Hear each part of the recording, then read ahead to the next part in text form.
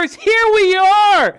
A late show. Man, I miss these late shows so much. We had some technical issues on our early show this morning, and we could not get to Maxwell Smart. So we got a late show green lit, and I'm excited, man. I like these late shows. I like the vibe in these late shows. Thank you for watching Sportsbook Review. This is Betting with the Bag. Tuesday, January 7th, a late show, and we have a full NCAA basketball card to break down. Shout out all the cappers in the chat. Boston Nick, our guy, Boston Nick, a.k.a. Mr. Fat Fist in the house. Sukenya Meeks, ready to go, says, make sure you start with college basketball. You already discussed NHL. Sukenya, I hope I'm saying that right. Let me know, Sukenya, if I'm not. Yes, we are only going to talk college basketball on this entire show. I'm just going to review what I'm on. No capping whatsoever. We're only going to talk college basketball. Michael Jordan, Deer Slayer Ski, Cobra Sports 609. Nice to have MJ rolling with us. Deer Slayer Ski, Jeff Billings in the house. See, we have different people on our late shows because they're busy in the morning. And Lillian Pumpernickel in the house. We got Slugger in the house. We got Nilo, Barbarito, Stephen Lewis, AM saying the late show is back. I wish it was. This is just a one-off because we didn't get Maxwell Smart. We need Maxwell Smart. Vinny Cornell, ready to go. Dirty DeGen, Ron Lofton, J.A. Real Trucker, Jack Campsmith, Robert Kahn. Love this. Dylan Turner, YC, Spread Astaire. Look, we got Spread Astaire in there. Trot Wham, Viral Video, Daryl Lyles, Chris Brady, Young Yenzel, Jamile Stone, Darren Cook, Cash Action Bets. What a great group. Gerald Jones, Jin Rummy says, why is there no late show anymore? I don't make these decisions, Jin Rummy. I don't make these decisions. Stack Guap, the Sports Keg. Look, we got the Sports Keg here. God, I miss this. Paco Healy. What a great group. Tasha M. Yenny Toon. Take It Easy. Christopher Comatini. Man, miss you guys. Thank you for joining us. Daniel Stober. Maxwell Smart may have just farted, he says in the chat. Prince of the City. A great group. A great group. You guys ask sometimes, what can we do for you, Jimmy? And the answer is nothing. Just being here. I will never sell you guys anything ever. But there are certain links that does help me show SBR that I'm valuable to them. I'm worthy to them. And we have one here. It's at the bottom of our page. It's sbrvideo.com/thebag. If you guys ever want to pump that in to your computer, sbrvideo.com/thebag. It will take you to our best sportsbook page. Look around, get yourself a nice book, and also it shows that I'm valuable around here, which is important to me. All right, let's get over, and I'll remind you guys of that. I'll remind you guys of that once in a while. But yeah, sbrvideo.com, thebag/thebag, and that's at the bottom of our screen. Rob Elliott ready to get to work. Bookie Lover Q says we need the late show. Trying to get to the higher ups. Don Mago. What a crew, man. What a crew. Jeff says, look over my parlays and tell me what you think. I'm going to copy and paste them right now to my worksheet, and I will look over them, Jeff, and I will let you know. But I do want to spend some time when I go over them. Also, the AC is broken in here, so I'm sweating. I'm sweating balls. My balls will be dripping. And I probably give you a little bit too much there. Viral Video says, make it your homepage for a week. Animals, thank you. That's very kind of you, Viral Video. Lillian Pumpernickel says, why isn't anyone on the Caps? Just because they're minus 300 or whatever they are. That's why. I mean, that's just not going to make you rich. Betting giant favorites. Are they going to turn up for a game against the Senators? Because the Senators care about playing the Capitals. The Capitals care about playing the Senators? No, they don't. All right, let's quickly go over my looks. I have 5 looks in NHL, and I like them very much. I've gone for puck lines like old times. Big scores with the Vegas Knights. -1.5, the Carolina Hurricanes. -1.5. Those are spots that I like very much. I have a third puck line on this card. So I have Hurricanes -1.5. I doubled up on the Hurricanes-Flyers game, -1.5 in the over 6. I'm on the Avalanche -1.5. I think it's difficult for the Rangers to start a homestand after being on the West Coast. They flew from Vancouver on Saturday. So those are my 5 plays in the NHL. My only play in NBA right now, one play only, and that's the over in the Grizzlies-Wolves game. I got that at 228.5. So that's what's up. Those are my only plays. I have 6 plays. That's it. Christopher Carter, liking our late show. Thank you guys for liking our late show. It's nice to be back. But we are really here, and we got this show greenlit for one reason. One man alone got our late show back for one day. That man is Maxwell Smart, and it is now time for our man, Maxwell Smart. It wasn't until 2018 that the diamond in the rough went from hooligan to king of the world. The guy couldn't play for shit, dog. He was awful. But can he cap? Guess he can. Max, my man, how are you doing on this Tuesday evening? Jim, it's a huge card of just quality basketball that we're going to see tonight, and I am goddamn excited. I got the power of chicken tenders in my stomach, and I am ready to go and break this card down with you because you know what? I had to cry, I had to beg, I had to have a tantrum, and now we got this late show for tonight. I'm excited. And I'm joking. I never did any of that stuff. It was all SBR. He didn't have to do a thing, Mags. We demanded you on this show. And the chat's pumped, man. There's just a bit of a loosey-goosey vibe on the late shows. I always love the late shows with Lodels, the legend Pete Loshak. It's just a little more loosey-goosey. Shaft says, what a day of NCAA basketball. Rob Elliott says, it's a huge card. Nick Schnizzle says, yes, yes, yes. Let's get to work right now. We're going to start with your first look on this card, that being Marquette. Marquette against Providence. Pinnacle opened up Marquette at -8. It is now down to 5.5 or 6, depending on where you shop. Max, you weren't afraid of the market move. You jumped on Marquette -5.5 at -113. Tell us why you like Marquette tonight. Well, as someone that studies the lines, as soon as they come out on the openers on Bet Online, I saw that Providence was a 9-point underdog. I saw and monitored to the line using my line notifications to get that 5.5 when it went down there. Obviously, it's been bouncing up and down between 5.5 and 6 all day. I'm not paying attention to that. I'm paying attention to what my line was that I created for this game and how I view both these teams mashing up against each other. I think that when we look at Marquette, we know that it's very dependent that they have to establish their 3-point scoring. This is a team that scores 10 a game. They average close to 40%. They hit their free throws. It's going to be important that they do a good job against guys like Emmett Holt and Nate Watson and Alpha Diallo on the offensive glass because Providence is a stingy team. We've really seen them take a step up in conference season so far. Without Malik White, they don't win that game at DePaul, and they don't win it. They don't win it by anything. So I'm not completely sold on Providence right now. I'll say that it's going to be a real defensive struggle for Providence to slow down Marquette in transition. You have a healthy Kobe McEwen, and it's really going to come down to what kind of production you get from the front court. And I look for Brendan Bailey and Theo John to have advantageous matchups defensively and offensively. And I think that the only way that Marquette gets stopped from penetrating the bucket and getting to the free throw line is for Providence to pack the paint and really protect the rim. And I don't see them doing that defensively with their personnel. Max, you've doubled up on this spot, and our guy Dean Williams here in the chat is talking about you making and double up. I mean, you're on the side and a total.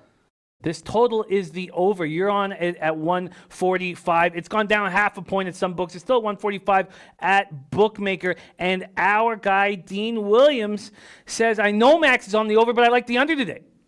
What do you think about this total? Why are you thinking that it goes over the number? Yeah, listen, I understand what we're seeing from Marquette. Marquette's playing a little bit more defensively. Teams are struggling to score against their closeout in the perimeter defense, but I do think that this is a game where I think that we have to take that Villanova score, throw it out the window, and really take into consideration that um, all that Providence really needs is to have a good shooting game from Luwani Pimpkins and from Alpha Diallo. We're looking at that DePaul box score, and we're seeing 1 for 6, we're seeing 1 for 5, we're seeing 6 for 15. Those aren't the shooting percentages that I think that are necessarily going to repeat on a game-to-game basis. And like I said, I follow my created lines um, pretty religiously. And when I had this game lined at 148.5, and I was able to get 2.5 points of value. It was a play that I made overnight. I love it. Max on Marquette -5.5, and he's on the over 145. Our guy, Ron Lofton, rolled with you on Marquette -5.5. The other look on your card that Ron Lofton rolled with is Buffalo. You are backing Buffalo against Ball State. Ball State. So I've now switched over to 5 dimes openers. 5 dimes opened up, Ball State -4. It's where it stands now. Only Bet Online has moved it to 4.5. The total at 147.5, and you are backing Buffalo. You're backing the Bulls +4, +102. Why are you backing the Bulls here? Yeah, this is a Bulls team that definitely I've watched play, I've seen play. I think that they have a lot of depth. There's emerging pieces all throughout the lineup because you have to remember with a new coach, with a whole bunch of transfers coming in, there's going to be some adjustment periods. I think that the game against Northern Illinois definitely opened some eyes, but you got to look at the box score again here. If you didn't watch the game, Devontae Jordan took a lot of shots in that game. I don't expect him to put up 15 shot attempts again tonight against Ball State. I think that Javon Graves definitely was not getting a lot of good screens to get him open on the three-point line. I think that the emergence and development of Jonathan Williams, the sophomore, is definitely going to be front and center tonight. This is a guy that can give you a double-double. This is a guy that's long, athletic, can shoot on the perimeter, or can take it to the rim, and he can defend. So I think that Buffalo tonight is definitely going to have their hands full with guys like Taj Teague and Kahid El-Amin's son, Ishmael El-Amin.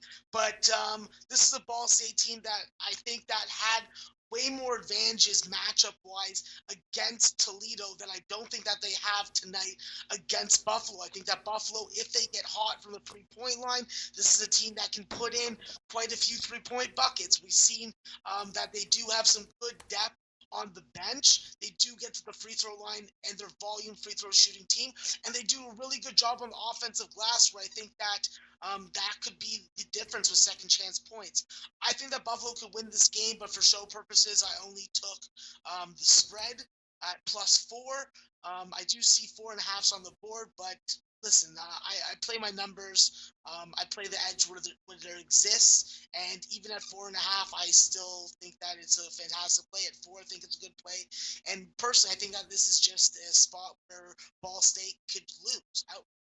Cash Action Bets on the other side. Our guy Cash Action Bets backing Ball State here at home. Our guy Dylan Turner says, I just want to hear about the Kansas State game. We already heard from Teddy Covers that he's on Kansas State. You are on Kansas State as well, Max. Kansas State versus TCU opened up as a pick'em. Pinnacle has TCU at -1. Heritage has this game at a pick'em. Every other book, though, has Kansas State at -1. Why are you backing K-State tonight?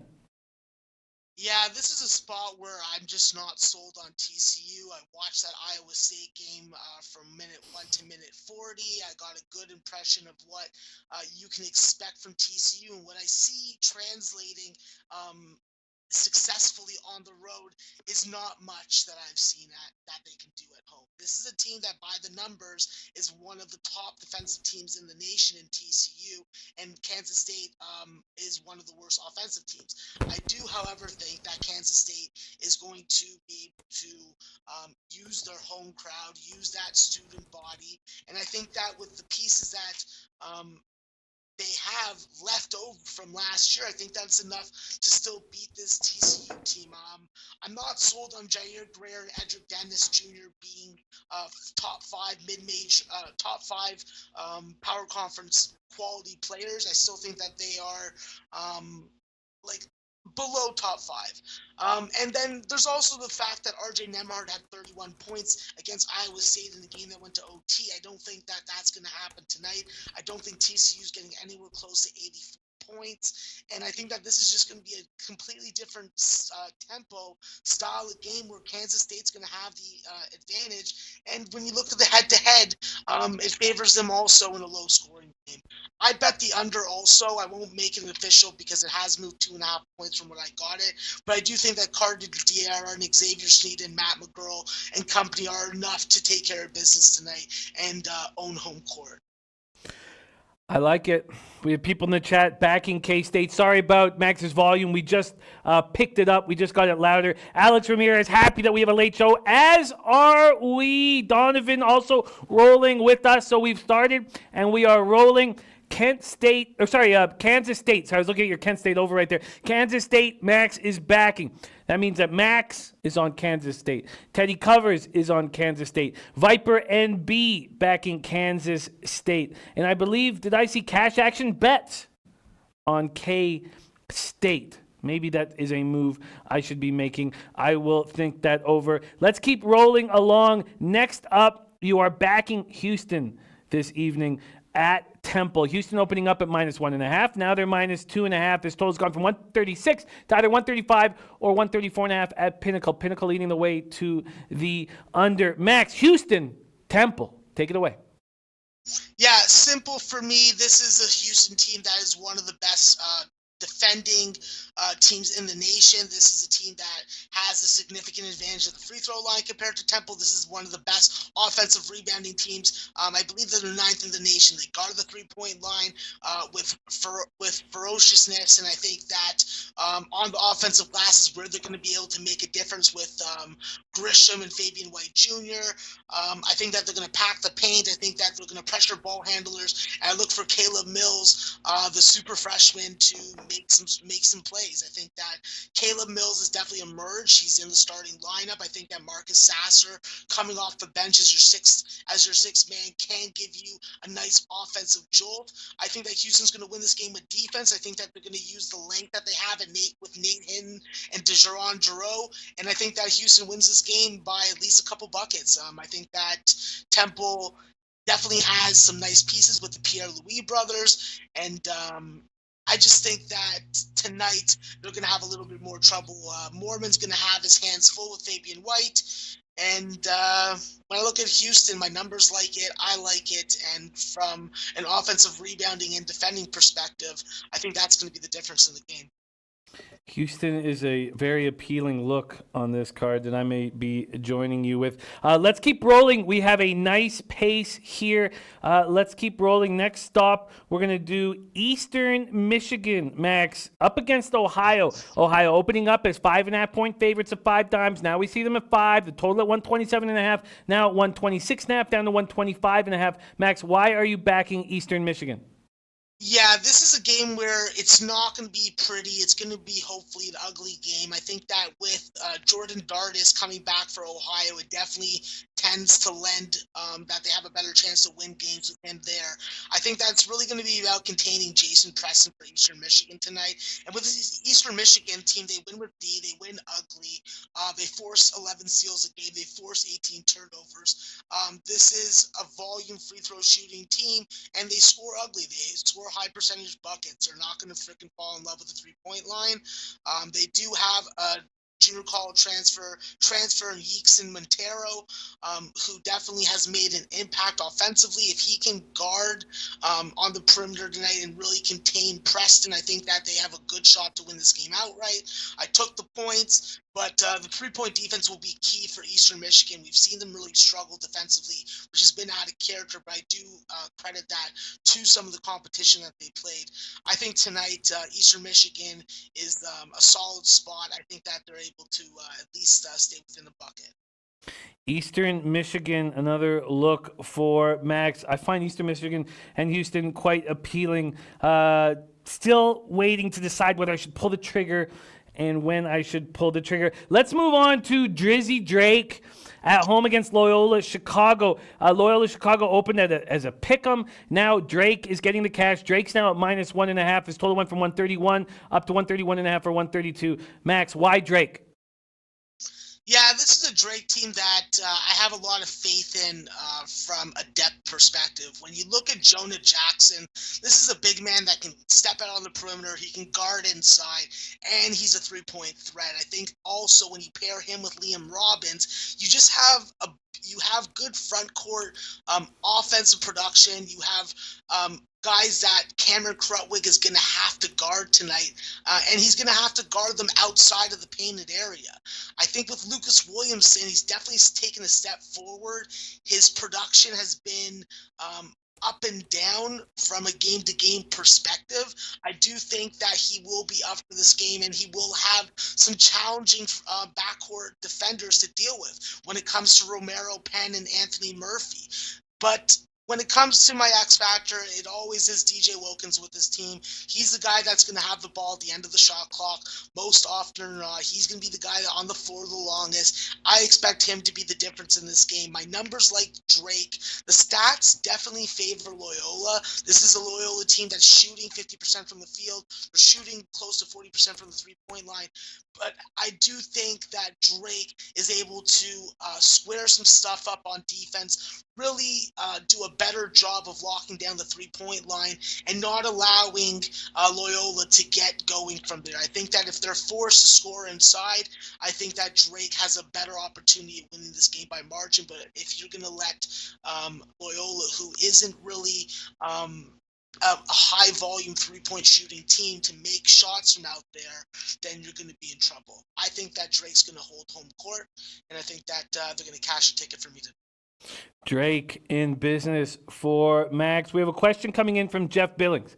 This is not a game on your card at this point. Jeff says, ask Max, I bet $350 on Kentucky. Should I double up with first half as well? Kentucky, Georgia. Kentucky opening up as a 1-point favorite, now a 3.5-point favorite. Max, what do you think Jeff should do? Kentucky, Georgia.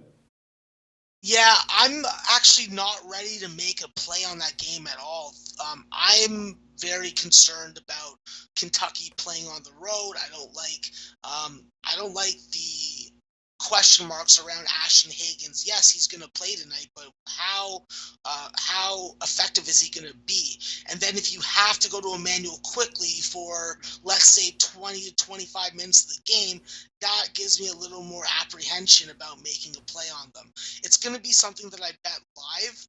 I know a lot of my friends that I respect when it comes to their capping opinions are on both sides of these, and my numbers don't have any edge at 3.5. At the opener, I would have taken Kentucky at -1, but I missed that.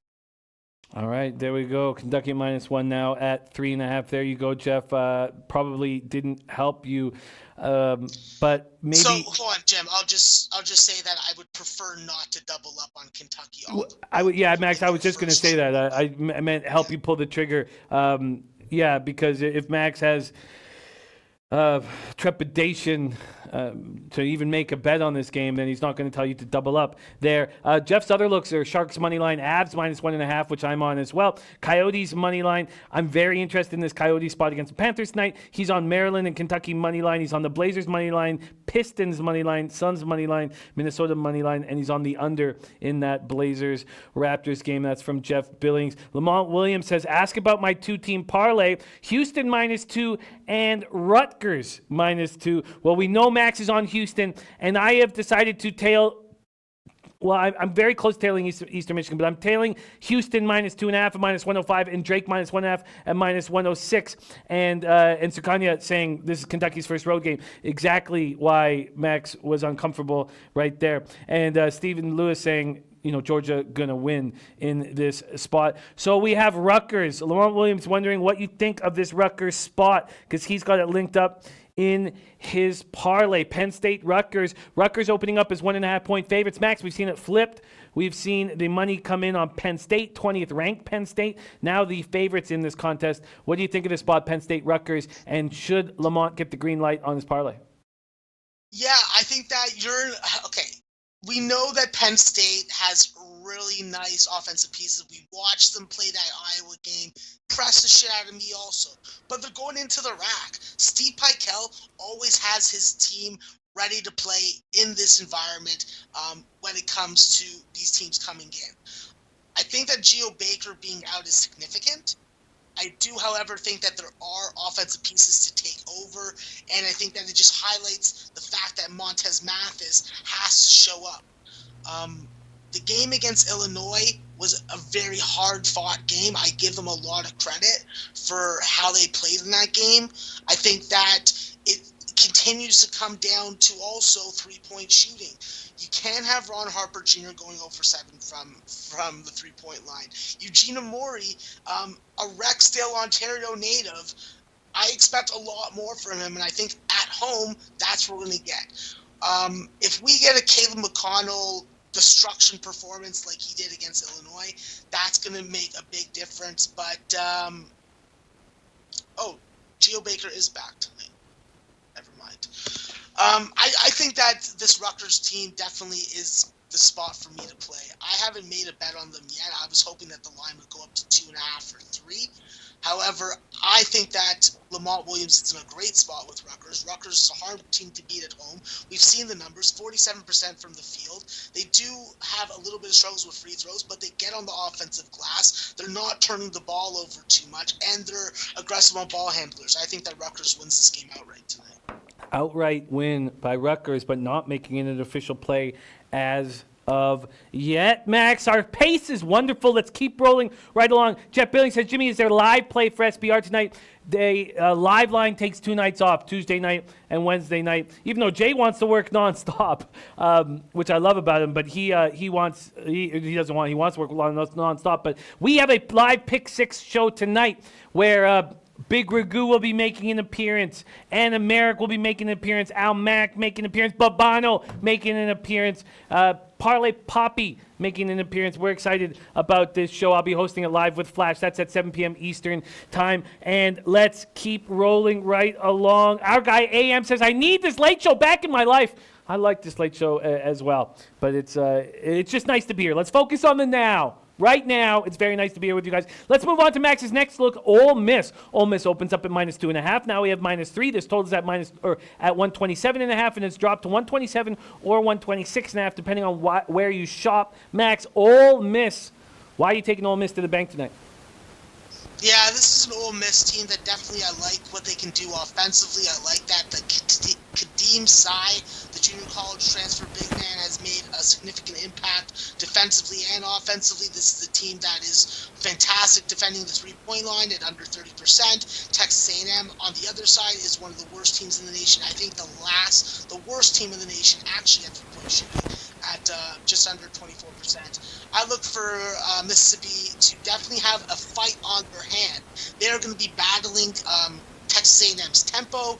I think that Texas A&M is definitely going to be able to play some defense. It's not going to be a walk in the park for Mississippi, but with Devontae Shuler and Breon Tyree, I think that you got good offensive pieces that can be consistent. Fouling is going to be a major issue for Ole Miss. They're going to have to guard without fouling. You do not want to give guys like Wendell Mitchell and Savion Flagg extra confidence. And the one thing that I am worried about is Josh Nebo. He is definitely a ferocious piece. He is an animal.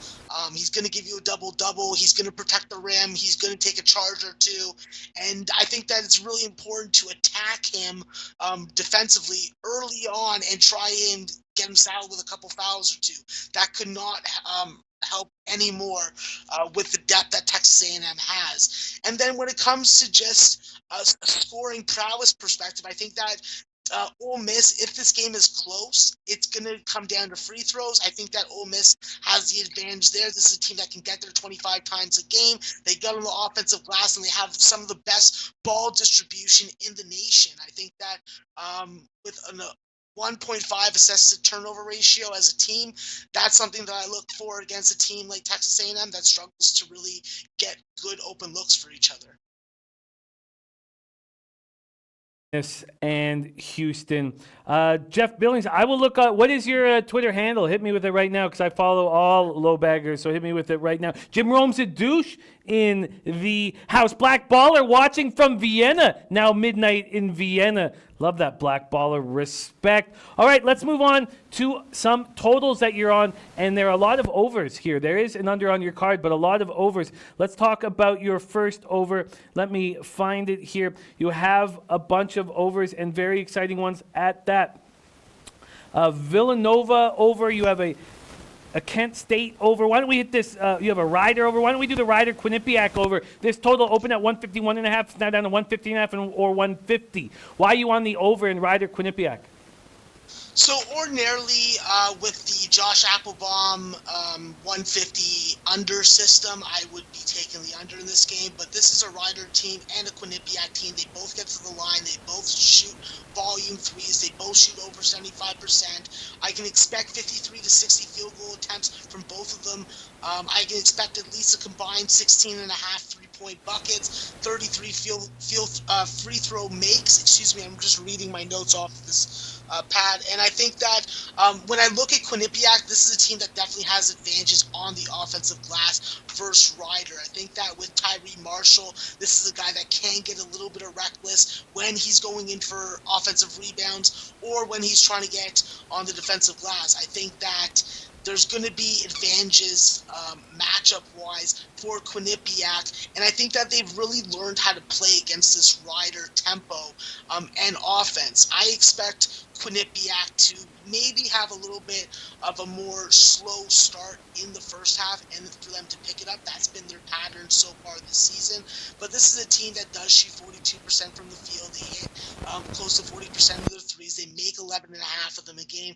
And I think that with Rich Kelly and Jacob Bergoni, and then you have Marfo on the glass, the guys leading the nation in rebounds, I think that you have a solid enough foundation to at least give Rider a competitive high-scoring game.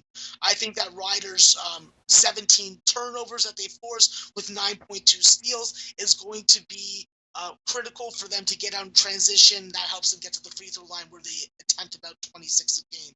I think that Quinnipiac does have value as a three-point dog. I like home dogs like this. I think that they're better defensively, and I think that they can win the game outright. So I will actually take them +3 in addition to my own.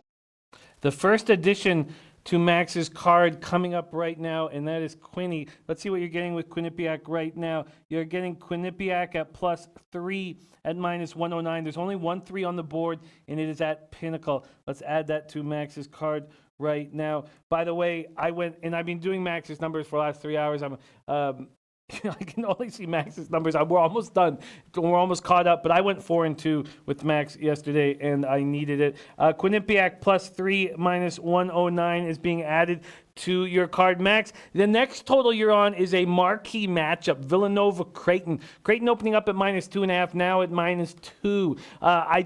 David H. did not give out Creighton on our morning show, but he loves these boys at home. I'm surprised he's not on Creighton at home here, but I guess it's because of the dangers that Villanova presents. You are on this over in Villanova-Creighton. Let's get to the number you got. You got Villanova-Creighton over 147.5 at -105. If you want to jump on it now, it's still right there. 147.5. It's actually gone down a half point at a bunch of books to 147. Why are you on this over, Max? Yeah, this is a play that I made just purely on my number value on my created line. I think that Creighton is going to be able to lure Villanova into a more high-scoring, high-tempo type of game. I think that with Villanova, we have seen them struggle from the three-point line over the last couple games. They're only shooting about 27% while still attempting about 30 of them a game. I think that's going to pick up against Creighton tonight. And I think that Creighton, if they see Villanova and they smell blood in the water, they're going to try and put up 100 on their own. This is a Creighton team that I am incredibly impressed with. And it's not just because my Sports Keg Live line compadre Aunt L loves them. I love Denzel Mahoney from Southeast Missouri State, the transfer Saturday year. He's back in the fold, brings some grit, brings some scoring. he just really impresses me with the way he plays. And I think that with Mitch Ballack playing a lot of minutes, he is going to make sure that this tempo is sped up. I think that with Tyshawn Alexander and Marcus Zagorowski, you have guys that can make shots whenever you need one. I've seen Marcus Zagorowski be a little bit inconsistent, but I think that in this game, Creighton's going to want to win it. Creighton's going to want to put on a show for the fans. And I think in the Big East, home court this year is very valuable. I think that it's overvalued compared to past seasons just because of how much parity there is in this league this year. I think that pretty much every team has a chance to go to the tournament. And I think that Creighton holds court again at home. I think that Creighton wins the game. And I think that this game goes over because that's the kind of games that Creighton plays. And you are not adding Creighton as a pick, an official Oh, play. no, I will add Creighton, Jim. Yeah, absolutely. I will add Creighton. Let's give you Creighton right now. Let's give you them Blue Jays right now. Where are they? -1.5 at -115. Bet365 and Bookmaker have taken it down to -1.5. Let's give it to you right now, -1.5 at -115. So there's Creighton and Quinnipiac. I have added Eastern Michigan to my card, +5, -103. I am staring at Ole Miss and close, very close with Ole Miss. We have marquee matchups popping off at 7 p.m. Eastern, and you don't have looks on all of them. We're going to talk about both of them. There are all three of the ones that we haven't hit yet. We have talked about this the Providence Marquette game. Here we have Big Ragu saying Ohio State, Max, and right underneath Cash Action Bets saying Maryland. Maryland opening up at -2.5. That's where they stand right now. Bovada is hanging at 3. Teddy covers backing Ohio State. Max, why is this not on your card? Are you leaning in any direction? Jim, this is a highly contentious matchup. This is a spot where you're looking at Ohio State trying to break a losing streak. You're looking at Maryland trying to establish some dominance at home and trying to have a consistent 40-minute game. I think that without Kyle Young for Ohio State, this is a big loss for them. I think that losing him from the front court has definitely been impactful. It's been noticeable. And I think that it could play a factor into tonight's game. I think that with Maryland's front court being depleted, losing the emotional twins, I'll call them, it's definitely taken them a step backwards. I think that it's going to put a lot more reliance on the production of guys like Aaron Wiggins and Darryl Morsell. I think that they're up to it. This is an experienced Maryland team. However, with Ohio State, this is probably their toughest matchup in the Big Ten. And I think that it's a game where I just don't feel that there's an edge for me, and I don't think that there's a line edge for me. There's no value on my created line. I thought that Maryland would be around a 1.5 to 2 point favorite, pretty much on point. And the bottom line is, as much as I like Ohio State, as much as they play great defense, I don't trust guys like Luther Muhammad. I don't trust guys like C.J. Walker. So unless Andre Wesson and Caleb Weston are going to lead this team offensively and be efficient while doing so, it's just not a spot that I'm going to look to make a big game bet. Another marquee matchup is Miami up against 13th ranked Louisville. I've seen a lot of cappers backing Miami plus this 13-point spread. It's been there all day. It's now up to 13.5 at some books. This total's gone from 142.5 up to 143.5. And Max, you are on the over. You got it at 142.5. Why are you on this over? Yeah, this is a spot where I think that it's just a couple too many points. I think that the line is just a little too low. I had this game around 148 to 149. I think that when you look at Louisville and Miami, you have to take into consideration that Louisville is going to play pack line defense and try and stop Miami from penetrating. But when does that stop Chris Likes anyways? Chris Likes is ferocious when it comes to a little guy getting into the paint. This is a Miami team that hits a great deal of their shots. They shoot a very respectable percentage from the three-point line. They make their free throws. I think that offensive rebounding is going to be key in this game. I think that Louisville is going to get a lot of second chance opportunities that way. And I do think that this being a second game of the year against head-to-head, I think that also plays a factor into this game. I think that when Miami lost at home, they lost because they couldn't make free throws. They definitely did a good job of getting on the offensive glass, but they just weren't shooting a high enough percentage on that game to beat Louisville and to keep Louisville cold. I think that with Louisville, Jordan Noir obviously is the main piece, but I think that Ryan McMahon and Stephen Enoch and Samuel Williamson, these are guys that you need to start giving you some consistent production in order to really climb up and get back up to where a lot of people had them in the preseason. Matchup-wise, this is a game that tempo-wise and matchup-wise screams over. I bet the over on the overnight line, and I also bet Miami plus 13.5. I'm not going to make it official, but I do think that is a spot that Miami's going to get a little bit of revenge, and if they lose this game, I think that they'll lose in this game by 8-11 and not 13.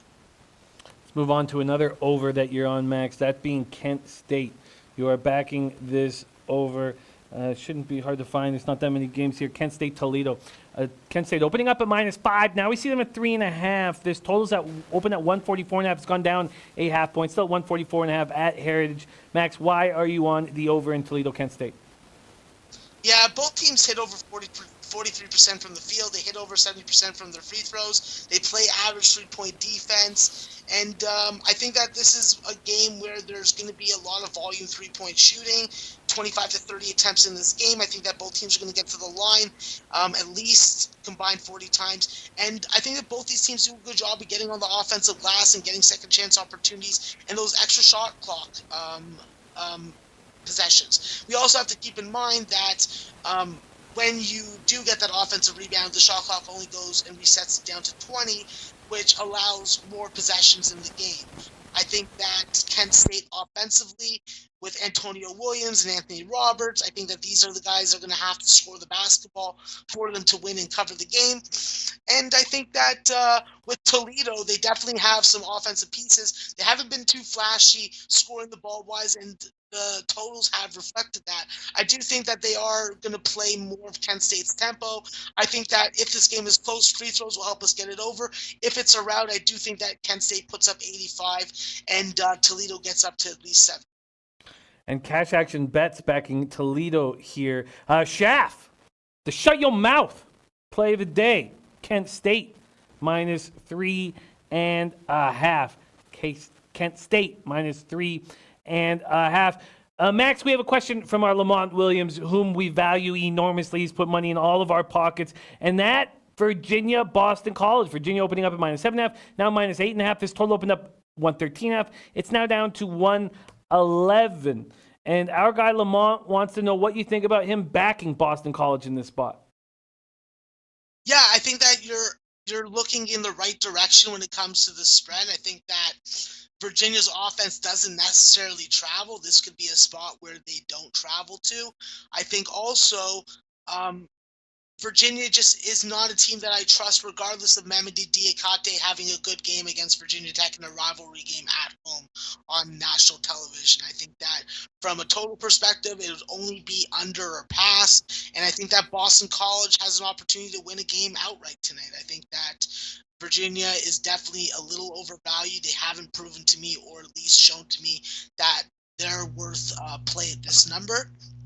I had this game lined a lot lower. I only had Virginia as a 4.5 point favorite.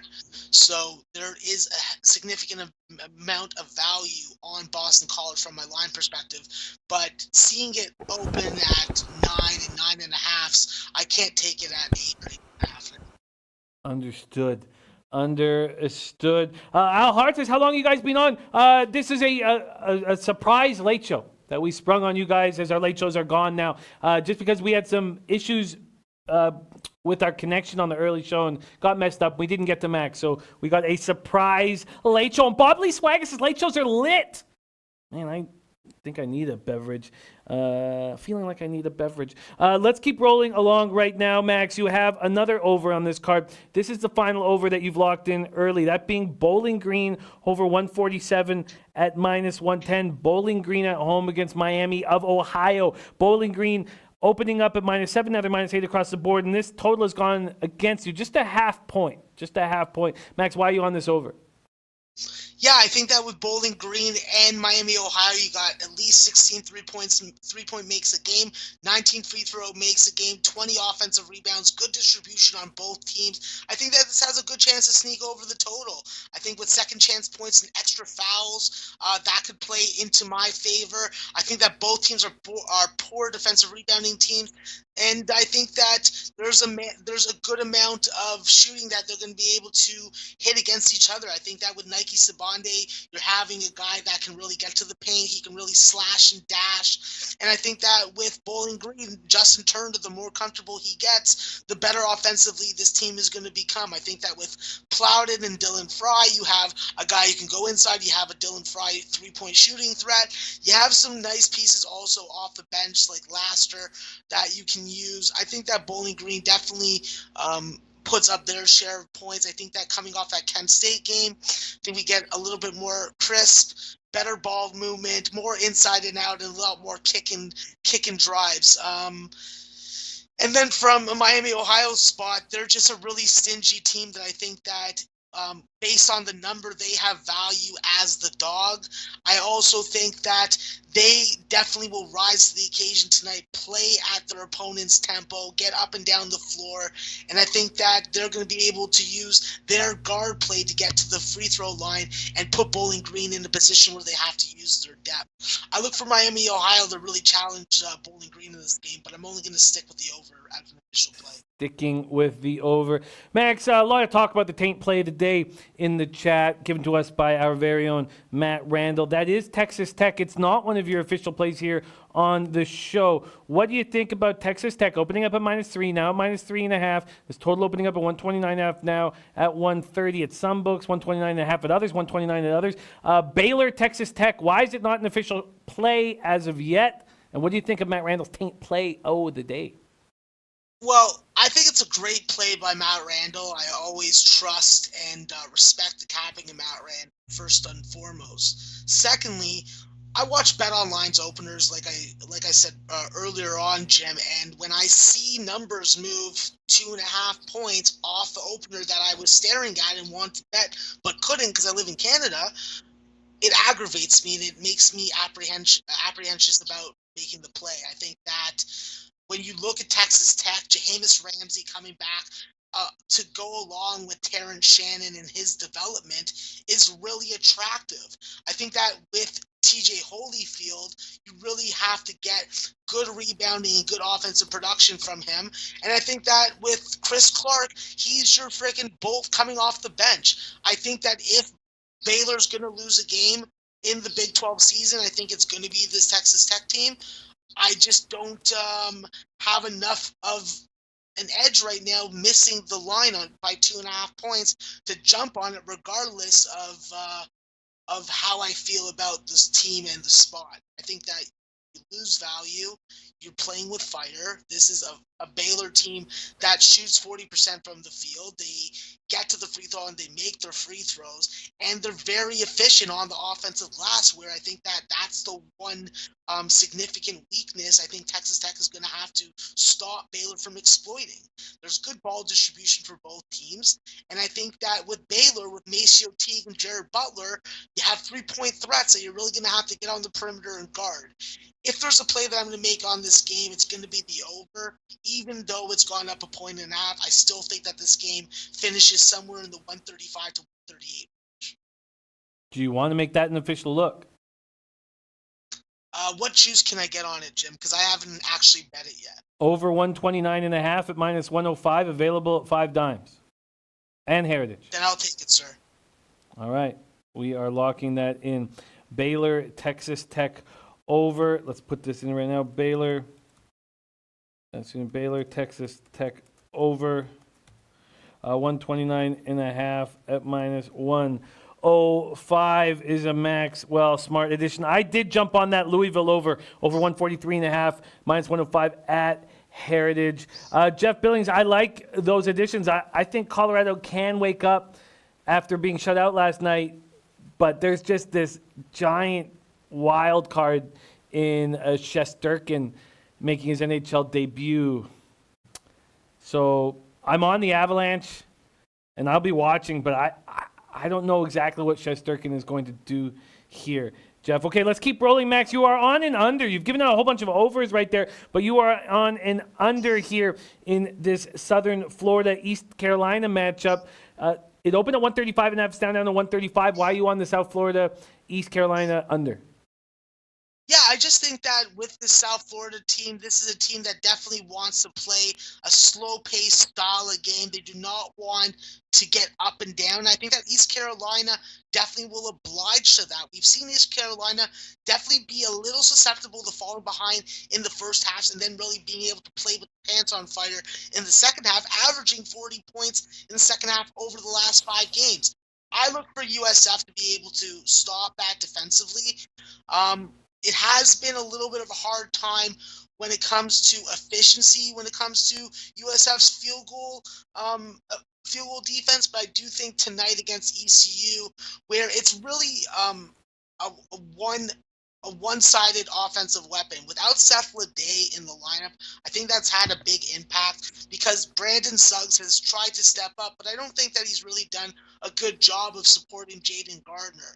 However, my numbers do like ECU in this spot, but sticking to the under, I think that both these teams are going to do a good job of limiting fouling. I think that they're going to do a good job of stopping second chance opportunities and really thwarting each other into making some dumb mistakes. These are two teams that can both force a lot of turnovers. These are guys that get into the passing lanes, they disrupt ball movement, and let's be frank, neither of these teams are very ball movement efficient. I think that both teams have the capability to protect the rim. I think that's going to be hard to score the bucket tonight. I would have had this number closer to 130 or 131. With 135 or 135 and a half, I believe that there's still enough value to jump on it. And I look for ECU to take care of business at home in a rock-style type game. And I think that with the under in the situation, you also have to look at how they're doing at night. There is a difference between how teams play in the day, how teams play at the night. And when I look at the numbers, these teams are combined 4 and 10 when it comes to unders in the night and at this total range. So under was a play that I made overnight, and it was a play that I haven't had a second thought about until I just spoke. Max, you jumped on Iowa this evening on the road against Nebraska. Now 8-point favorites, 8.5 actually now at a bunch of books, 8 at Pinnacle. You got in at 7. Why are you backing Iowa? Yeah, Iowa definitely is an impressive team. I hate their guts. I've said it before. I don't like Luka Garza. I just want to shave his head and write idiot on it. But they have been playing some good basketball. When you're shooting 46% from the field and 36% from the three-point line, that's going to lead to success. This is an Iowa team that definitely does good work on the glass. I think that without Jordan Bohannon, it is a significant loss for this team. However, I do think that they have the depth and they have developed players. I think that with CJ Frederick, it's going to be important to get him back in the lineup tonight, and my cap is dependent on him being in there. I also want to point out that Joe Toussaint, he has definitely emerged. He's in the starting lineup. He's giving you double-digit production, and I think that with Nebraska, there's a lot to definitely have hope for. But I don't know in this matchup that they do have the advantage. This is a Nebraska team that's shooting a lot of threes. They're getting a lot of possessions. They're not getting and making enough free throws to have me warrant changing my opinion on this. And when it comes to their rebounding, I think that's where Iowa's going to have the advantage. When you're getting beat by 5 offensive rebounds a game, I think that's a big difference. I think that's where Iowa's going to be able to eat tonight. And we're not needing to win by double digits. We need them to win by 9 points at the line that it is now, and 8 points for my line. I think that Iowa definitely brings the defense tonight. I think that they slow down Nebraska, really force Nebraska into bad shots, keep them out on the perimeter, stop them from penetrating, and I think that they cover this game. You also jumped on Akron. You jumped on Akron at home against Western Michigan. They opened as big favorites at 5 times, 13.5. They're down to 11.5 at some books. You got them at 11.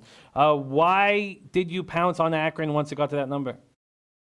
Yeah, I'll definitely say that with Brandon Johnson and Brandon Flowers, you have some nice pieces for Western Michigan. They played a really nice game against Ohio in the MAC opener. I just think that with Akron, not only does Akron is able to stand up and match up offensively, production wise, and efficiency wise with Western Michigan, they are one of the top defensive teams in the nation. I think that is the difference in this game.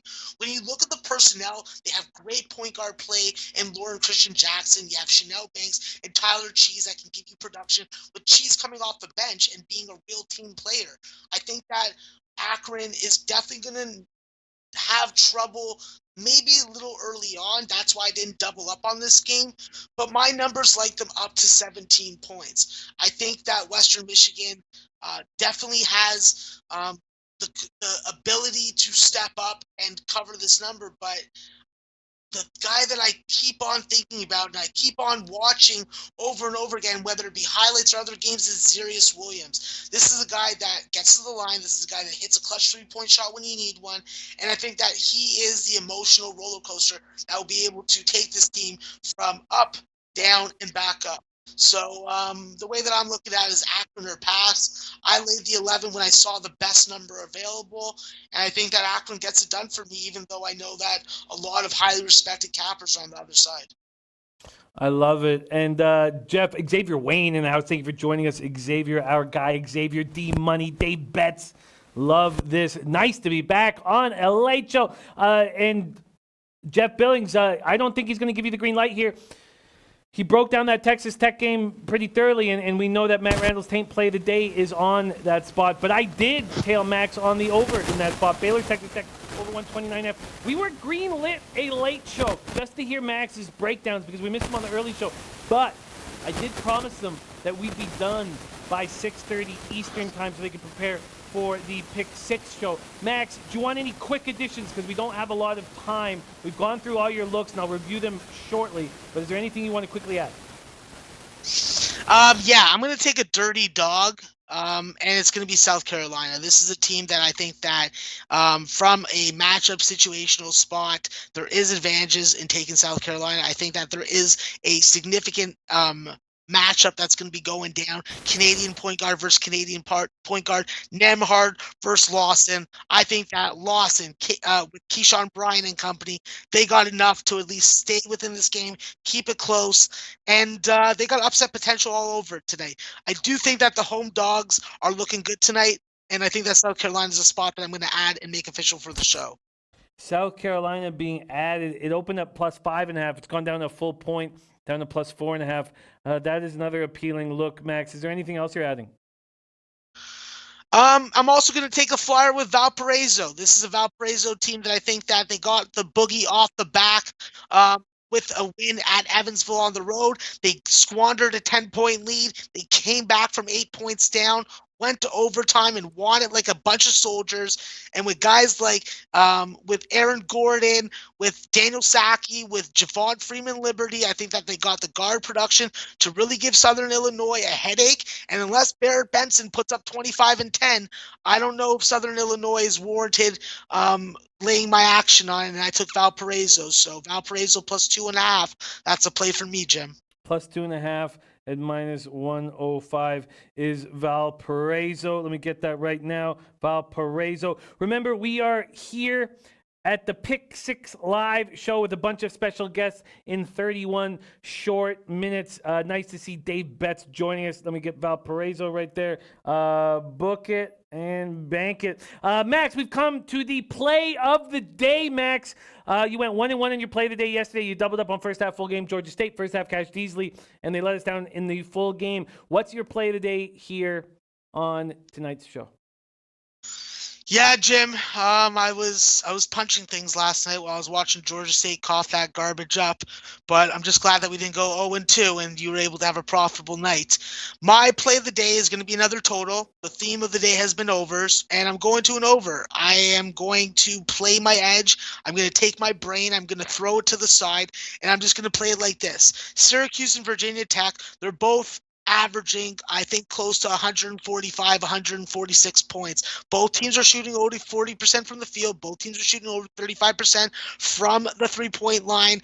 And I think that the 2-3 zone is going to get shot over by Virginia Tech. I think that Joe Girard and Buddy Boeheim are going to get shit done for Syracuse. Elijah Hughes will be the difference. I think this game is close. I think this game is relying on free throws. And I will pray for overtime because that's what I need in this game. I think that when you look at Virginia Tech and Syracuse, you can see a lot of reason for taking the under in this game. Defensively, these are two teams in the top 70 in field goal defense and top 100 in three-point defense. I do think, however, they will extinguish those facts for each other.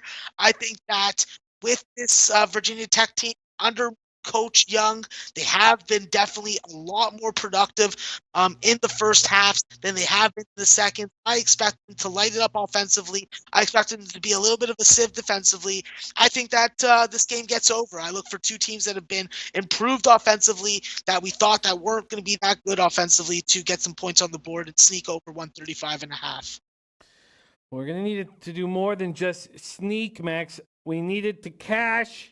I'm going to be tailing that over, that play of the day over. We're getting over 135.5 and minus 107. I also jumped on South Carolina, and only one NBA play I have tonight. I got 5 NHL, and now I've got 7 NCAA plays, all half units for me, and I will be locking them in shortly.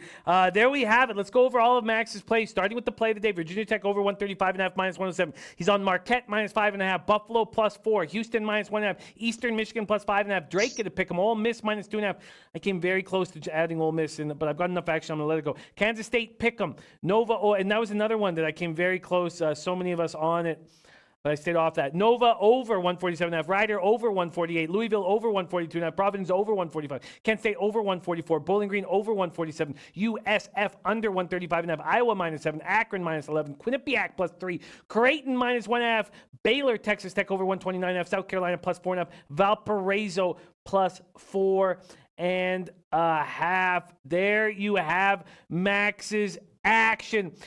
Thank you guys so much for watching. It is a treat getting a chance to do a late show with you guys. I love seeing the Sports Keg in now. Sports Keg trying to help me out by throwing up that's not throwing up the link. That if you click on the link, that will help me. It will help me.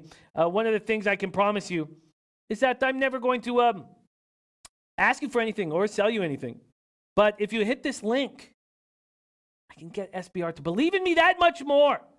That much more. It's www.sbrvideo.com. The Bag. There it is right there. If you could hit that, check out our best sportsbook page. That would make me very thankful. Very thankful. I got 5 looks in NHL, and I like them a lot. Feels like sort of a last year's card for me. I have the Avalanche at minus 1.5 for a big score. The Knights at minus 1.5 for a big score. I beat that market move by 20 cents. And then I have the Hurricanes minus 1.5 for a big score.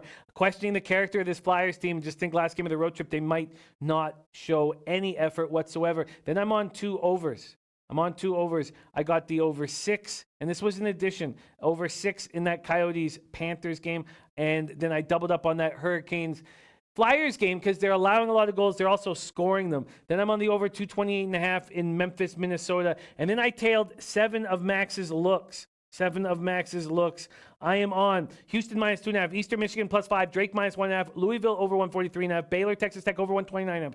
Now, I may add the Taint play today. I'll certainly be cheering for the Taint play of the day. South Carolina plus 4.5, Virginia Tech over 135.5. You guys, thank you guys so much. Man, nice to be back on a late show. And it wouldn't have happened if any old capper was missed. But when Maxwell Smart was missed, we got to add a late show. Join us in 26 short minutes for the live Pick 6 show. I'm very, very excited about that. And Prince of the City says, fade Philly, Jimmy, fade Philly. And that is exactly what I'm doing, Prince of the City. That's exactly what I'm doing. And I love it. Dios Ski says, bong time, then Pick 6 show. Leche. Nasty Nate says, they better believe in you plenty. Man, I tell you who I believe. I believe in you, Nasty Nate. Don't think I won't be heading to Rhode Island very soon so we can get liquored up together. Liquored up together. That sounds nice. Maxwell Smart, could you please take us into the sunset? First off, thank you so much for sharing all your hard work and insights with us. That live show Joe is on in 25 minutes. Maxwell Smart, could you please deliver us a leche to send us into a glorious night of cashers? Yeah, absolutely, Jim. But first, let me just let you know, guys, the only thing you should be risking is your bet, not your book. Hit that best sportsbook link in the description or wherever it is on SBR, because you know what? We want you winning money and getting your money out all day, every day. And you know what? It gives me a great pleasure to do this because I'm getting sort of used to it. Leche, a los bookmakers.